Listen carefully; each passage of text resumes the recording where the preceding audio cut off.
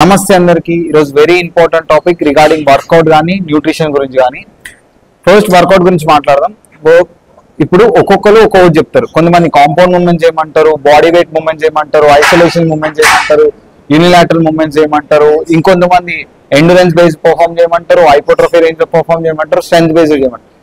ఇంకొంతమంది ఏంటంటే 5 sets కొట్టమంటారు, 3 sets కొట్టమంటారు, 4 sets కొట్టమంటారు, set కి వెయిట్స్ పెంచమంటారు, లేదు 3 సెట్స్ సేమ్ వెయిట్స్ కొట్టమంటారు, లేదంటే ఫస్ట్ సెట్ హై వాల్యూమ్ తో కొట్టి తర్వాత 2 సెట్స్ లో వాల్యూమ్ తో కొట్టమంటారు, ఫస్ట్ సెట్ లో వాల్యూమ్ తో కొట్టి తర్వాత 2 సెట్స్ హై వాల్యూమ్ తో కొట్టమంటారు. ఇప్పుడు ఇన్ని ఉన్నాయి, ఇంకా చాలా ఉన్నాయి. ప్రోగ్రెసివ్ ఓవర్లోడ్ అంటారు, టిల్ ఫెయిల్యూర్ దాకా ట్రైన్ చేయమంటారు, పార్షియల్ రెప్స్ చేయమంటారు, ఇంకా చాలా వర్కౌట్స్ ఉన్నాయి. ఐసోమెట్రిక్ మూవ్మెంట్స్ చేయమంటారు, ఇట్లా చాలా ఉన్నాయి.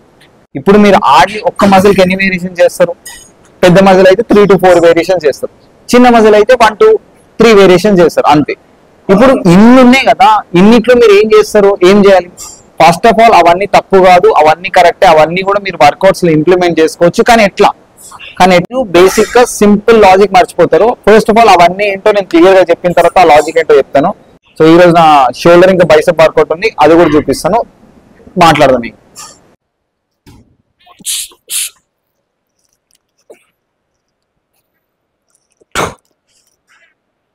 3,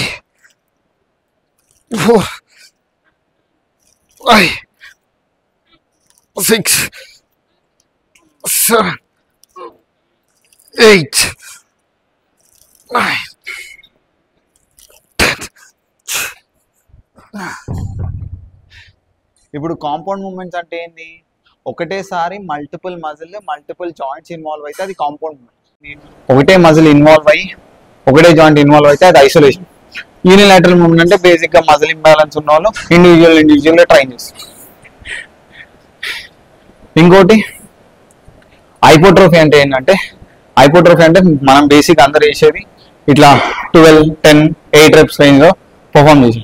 స్ట్రెంత్ బేస్డ్ ఏంది? 6 to 8 reps మాక్సిమం ఎక్కువ లోడ్ వేసుకుని చేసేది. ఎండ్యూరెన్స్ బేస్డ్ ఏంటంటే 16 reps to 20 reps అబౌవ్. మన డ్రాప్ సెట్ ఏంటో చూపిస్తాను.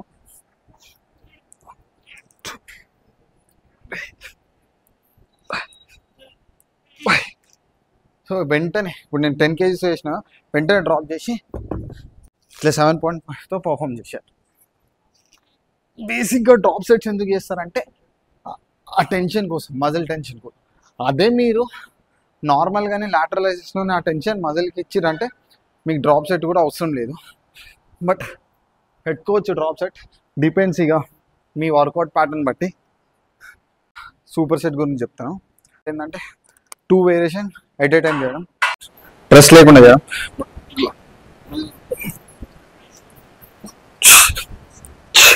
లాటరలైజేషన్ అయిపోయిందా వెంటనే ఫ్రంట్ ప్రెస్ చేయడం.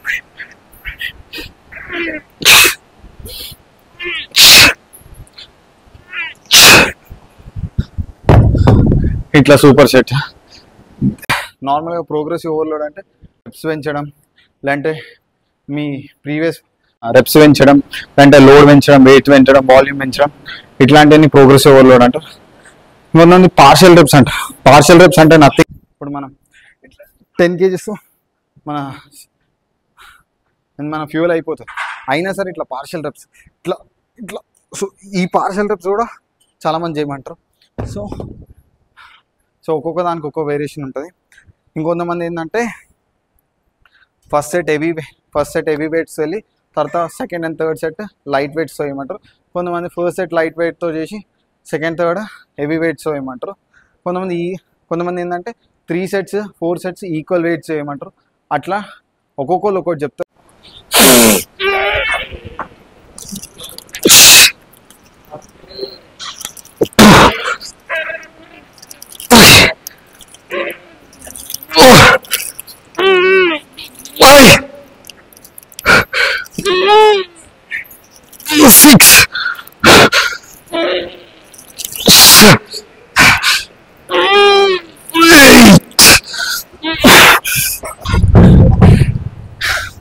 ఇప్పుడు నేనున్న 30 kgs double overhead press చేసినాం 8 reps.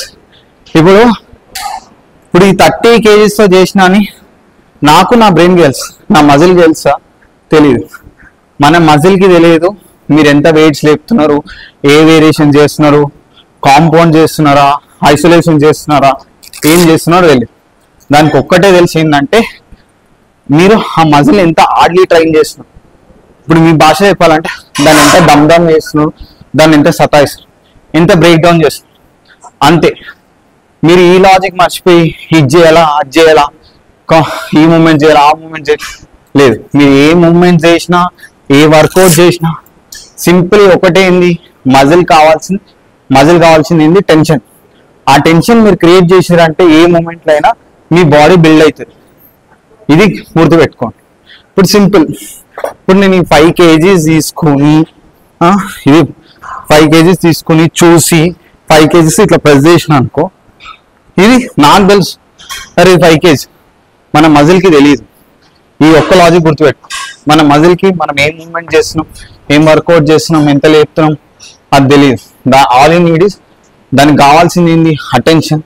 దాని అంతా దమ్ చేస్తున్నాం అంతే ఇంపార్టెంట్. ఓకేనా, ఈ లాజిక్ గుర్తుపెట్టుకో.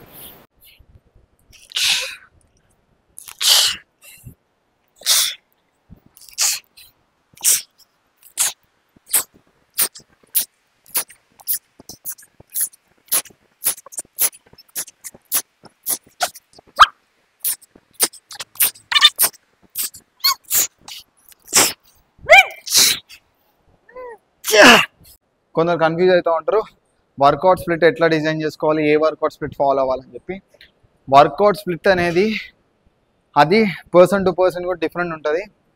ఇంకో వాళ్ళకి ఇప్పుడైతే మీరు చూస్తున్న సోకాల్ ఇన్ఫ్లుయెన్సర్లు ఏం చెప్తారు అంటే ఈ స్ప్లిట్ ఫాలో అయిపోండి, ఈ స్ప్లిట్ ఫాలో అయిపోండి, ఈ స్ప్లిట్ ఫాలో అయిపోండి, అది ఇది అని చెప్పి.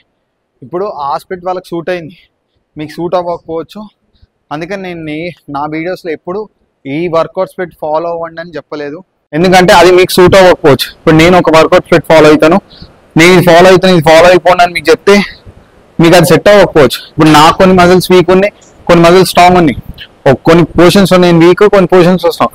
దాన్ని నేను మాస్టర్ చేయాలనుకుంటాను. మీరు కూడా అట్లనే, మీరు బేసిక్ జిమ్ గోవర్ అయితే బేసిక్గా ఈ పుష్ పుల్ లెగ్స్ ఇట్లాంటివి ఫాలో అవ్వండి. మీరు ఇంటర్మీడియట్ లెవెల్ దాటిన తర్వాత ఏం చేయాలంటే మీ బాడీని మీరు డిస్కవర్ చేయండి, లేదంటే మీ ట్రైనర్ దగ్గరికి వెళ్ళండి, మీ బాడీని మీరు చూపించండి. దాని తర్వాత వాళ్ళు మీ బాడీ కండిషన్ చెక్ చేసి ఒక మంచి వర్కౌట్ ప్యాటర్న్ డిజైన్ చేస్తారు. ఆర్ఎల్స్ మీరే మీ బాడీ కండిషన్ చూసి వర్కౌట్ ప్యాటర్న్ డిజైన్ చేయండి.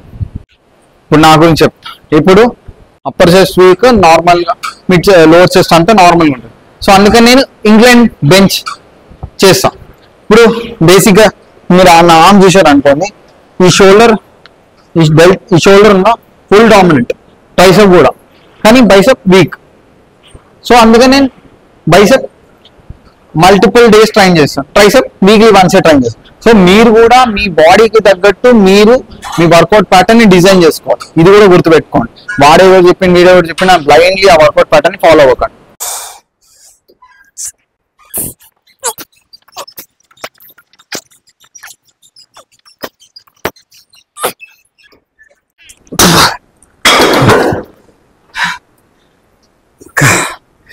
ఇంకా సెకండ్ టాపిక్ న్యూట్రిషన్, ఫుడ్ గురించి.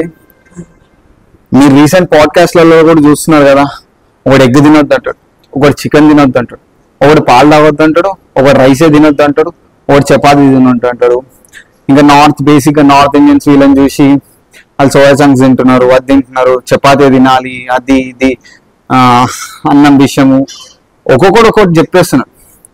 ఇప్పుడు వాళ్ళందరూ ఏం చిన్నోళ్ళు కాదు, మంచి డాక్టర్స్. అదెంత ఇప్పుడు మీ అందరు కన్ఫ్యూజన్, అసలు మేము ఏం తినాలరా? ఒకటి తినొద్దు అంటారు, ఇంకోటి తినొద్దు అంటారు. చికెన్ తినొద్దు, మటన్ తినొద్దు, ఫిష్ తినొద్దు, ఎగ్స్ తినొద్దు, రైస్ తినొద్దు, ఏం తినొద్దు. పోనీ పని చేద్దాం, ఆకులు తిన్నామా? వద్దులే, అది తిన్నా కిడ్నీలో రాళ్ళు వస్తాయంటారు. మళ్ళీ ఏం చేద్దాం? ఒట్టి గాలి పిలుస్తారా? వద్దులే, అది కూడా పొల్యూషన్ అయిపోయింది, ఎయిర్ కూడా పొల్యూటెడ్ అయిపోయింది. మళ్ళీ ఏం చేద్దాం? ఏం తినకుండా ఉన్నామా? ఇట్లా ఇట్లాంటి కన్ఫ్యూజన్ ఎక్కువైపోయింది రీసెంట్ టైం.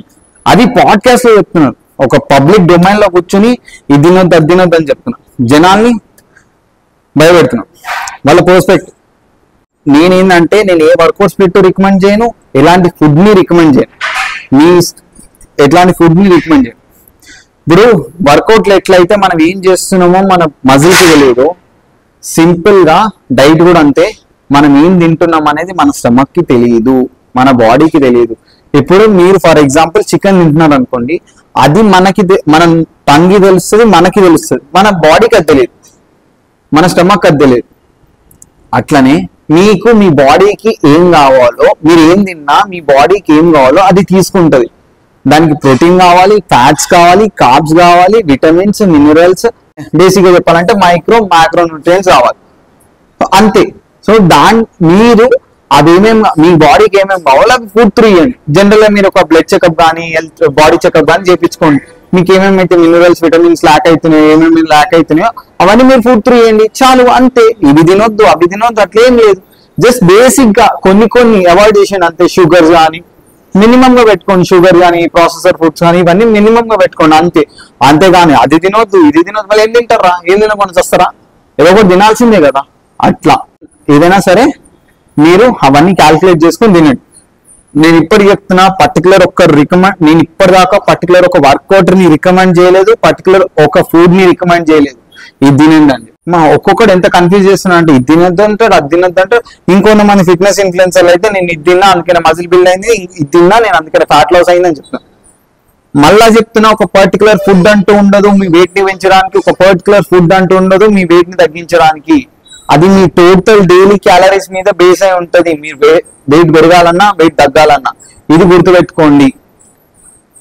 నోట్, మనం ఏం చేస్తున్నాం అనేది, వర్కౌట్ ఏం చేస్తున్నాం అనేది మన బ్రెయిన్ కి మనకి తెలుసు కానీ మన మజిల్ కి తెలియదు. మనం ఏం తింటున్నాం అనేది మన టంగ్ కి మనకి తెలుసు కానీ మన స్టమక్ కి మన బాడీకి తెలియదు. ఇది గుర్తుపెట్టుకోండి. సింపుల్ లాజిక్స్, ఈ రెండు లాజిక్స్ గుర్తుపెట్టుకోండి అంతే. మీరు ఏం చేస్తారో అది మీ ఇష్టం, మీరు ఏం తింటారో అనేది మీ ఇష్టం. జనరల్ గా చెప్తున్నా, మీ మెటబాలిజం కానీ మీ ఇమ్యూనిటీ సిస్టమ్ కానీ స్ట్రాంగ్ ఉంటే మీరు ఏం తిన్నా ఇట్టే, అది బాడీని ఏం బీకలేదు. ఇది తినొద్దు అది తినొద్దు ఏముండదు. మీరు ఏమైనా తినొచ్చు. జస్ట్ బేసిక్ గా మీరు బేసిక్స్ చూసుకోండి అంతే. ఏమేమి లేవు, మన బాడీకి ఏమేమి ల్యాక్ అవుతున్నాయి అంతే. అర్థమవుతుందా? గుర్తుపెట్టుకోండి. ఓకే, వీడియోని ఇక్కడ దాకా చూసారు కాబట్టి మర్చిపోకుండా సబ్స్క్రైబ్ చేసుకోండి. నచ్చితే లైక్ చేయండి. మరి మీకు ఇట్లాంటి ఇన్ఫర్మేటివ్ వీడియోస్ కావాలంటే నాకు ఒక కమెంట్ చేయండి. మీకు ఎనీ డౌట్ ఉన్నా కమెంట్ చేయండి. నెక్స్ట్ నా వీడియో టాపిక్ వచ్చేసి Q&A సిరీస్ ఉంటుంది. సో మీకు ఏ డౌట్ ఉన్నా ఇన్స్టాగ్రామ్కి వచ్చి నా Q&A సిరీస్ లో మీరు క్వశ్చన్ అడగొచ్చు. సపరేట్ గా ఒక Q&A సిరీస్ లాంగ్ వీడియో చేస్తా.